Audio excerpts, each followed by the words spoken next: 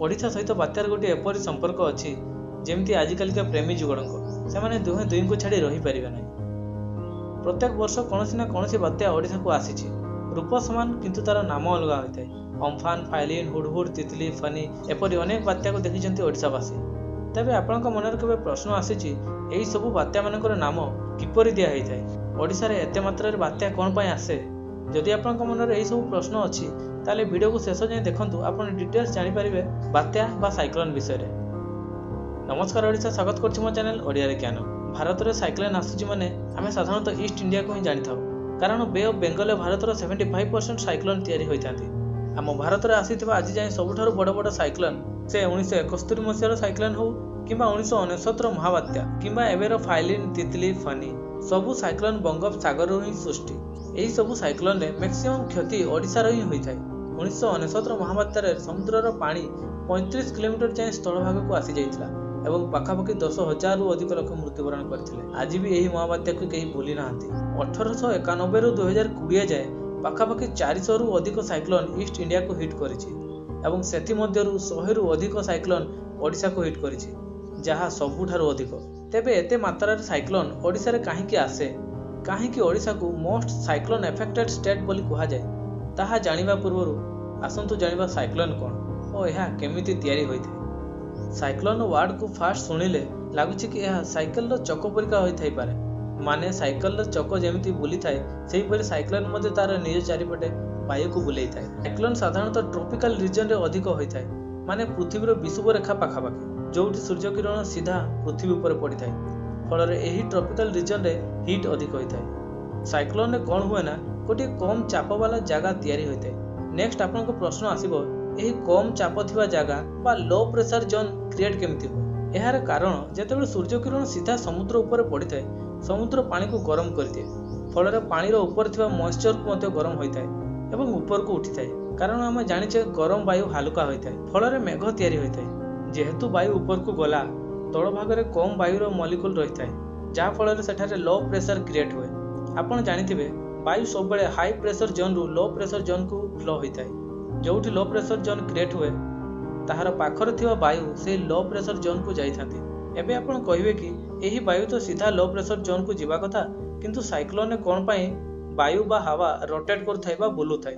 एहार कारण होउची आम पृथ्वी रो विषुव रेखा पाखापाखि किंबा ट्रॉपिकल रीजन रे वायु गरम होइताए, फल रे दक्षिण मेरु और उत्तर मेरु वायु ट्रॉपिकल रीजन को फ्लो करथांती। जेहेतु आम पृथ्वी बुलु थाए तेणु वायु सीधा न बही टिके साइड को बही थाए। एथिपे आपण देखिथिबे साइक्लोन सबु बेले एंटी क्लॉकवाइज बा घड़ीर विपरीत दिगरे बुलु थाए। वायु गरम हवा, ऊपर को उठिबा एवं पुणी पाखरे थिबा वायु सेही लो प्रेशर जोन को जिबा एहा बारंबार होइताए एवं एहा अधिक बड़ और शक्तिशाली होई साइक्लोन रूप निए। जेमति कि मु कहितली साइक्लोन बड़ हवा एवं शक्तिशाली हेबार मुख्य कारण होउची मॉइस्चर बा आर्द्रता एवं एते परिमाणर आर्द्रता केवल समुद्र पानी रे ही थाए। जोठी साइक्लोन को समुद्र पानी मिलिबो नहीं सेठारे से शक्तिहीन होई जाय, तेणु स्थलभाग आसिला माने साइक्लोन शक्ति कमी जाए एवं ताहा शेष होई जाय, किंतु सेतेबेला को साइक्लोन बहु धन जीवन नष्ट कर दै थाए। एही साइक्लोन को पृथ्वीर विभिन्न जगह रे विभिन्न प्रकार नाम दिया होई थाए। इंडियन ओशन रीजन रे होउतबा साइक्लोन को साधारणतः साइक्लोन ही कहा जाए। साउथ चाइना सी पाखरे होउतबा बात्या को टाइफून बोली कहा जाए। अटलांटिक महासागर एवं उत्तर पूर्व प्रशांत महासागर रे होउतबा बात्या को हरिकेन बोली कहा जाए। वेस्ट ऑस्ट्रेलिया रे होउतबा बात्या को हुइली हुइली कहा जाए। तेबे बंगोपसागर रे अधिक बात्या तयारी हेबार कारण को? प्रथम तो आम भारत ट्रॉपिकल रीजन रे आसीताए, माने आम भारत गरम प्रधान देश। साउथ रु भारत महासागर पवन आसी हिमालय पर्वत रे पिटी हुए एवं एही स्थान रे रही जांती। पुणी प्रशांत महासागर पवन सब मालेशिया और थाईलैंड देकी सीधा बंगोपसागर ऊपर पहुंची थांती, कारण प्रशांत महासागर आसुଥିବା वायु को रखिबा पई कोनोसी बड़ भूखंड नाही। पुणी भारत रो अधिकांश बड़ नदी बंगोपसागर रे ही पड़ी थाए एवं फ्रेश वाटर समुद्र जल ठारो भारी होई थाए एवं यह समुद्र तळ भाग रे रुहे, फल रे समुद्र पानी सूर्य किरण प्रभाव रे गरम होई ऊपर को उठे। पुणी भारत रे पूर्व समुद्र तट पश्चिम समुद्र तट ठारो अधिक समुद्र होई थाए। सबुठारु मेन रीजन होउची भारतर पूर्व भागर गठन, माने भारतर पूर्व भागटी अपेक्षाकृत टिके कर्व होइकी रहिछि, जहा कि साइक्लोन फॉर्मेशन पई उपयुक्त स्थान। तीन पटे स्थल भाग रहिथिबारु वायु एही बंगोपसागर ऊपर घुरी बुले और मेघ तयारी करे, फल रे ता शक्तिशाली होई साइक्लोन रे परिणत होती। बंगोपसागर रे सृष्टि होतबा साइक्लोन मानक दिग ईस्ट रु नॉर्थ और वेस्ट दिग को होता है एवं आमर दुर्भाग्य जे आम ओडिशा साइक्लोन दिगरे पड़ी थाए से ओडिशा रे अधिक बात्या आसे। तेबे साइक्लोन नाम को किए देई थाए एवं कोन पई दिया होई थाए। साइक्लोन को नाम देवार स्टार्ट होइछि 1953 मसियारो आटलांटिक रे गोटे मीटिंग होइतिला एवं सेही मीटिंग रु साइक्लोन बा हरिकेन को नाम देवा स्टार्ट होइतिला। तेबे साइक्लोन को नाम देवार कारण को प्रथम कारण होउछि साइंटिस्ट मानकु सहज होइताय कोनसी साइक्लोन रो डाटा को कलेक्ट करिया पई एवं साइक्लोन रो तीव्रता बेग और डायरेक्शन को सहज रे जानिबा पई। को साइक्लोन केबे आस्तिला तार प्रभाव कोन थिला ताहा जानिबा सहज होइताय। द्वितीयतः लोकमानकु सचेतन करिया मध्ये सहज होइताय। छोट एवं टिके अलगा नाम रखिले लोकमाने सहज रे जानि पारंती को साइक्लोन बोली।